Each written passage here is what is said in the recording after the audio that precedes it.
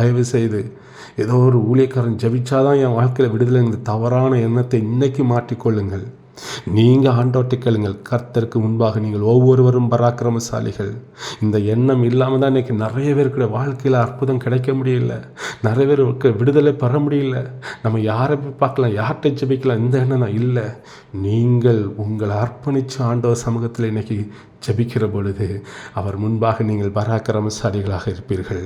உங்களை கொண்டு கர்த்தர் உங்கள் வாழ்விலும் விடுதலை கொடுப்பார், மற்றவருடைய வாழ்விலும் இன்றைக்கு விடுதலை கொடுப்பார். இந்த வார்த்தையை அப்படியே விசுவாசித்து செயல்படுங்கள்.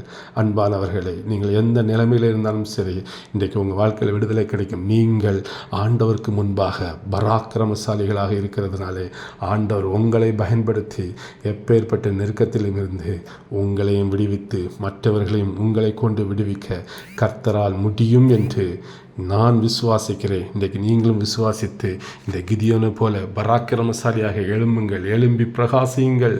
கர்த்தர் உங்கள் வாழ்விலே பெரிய காரியங்களை செய்வாராக. கர்த்தர் தாம் இந்த வார்த்தைகளை ஆசீர்வதிப்பாராக. ஆமேன்.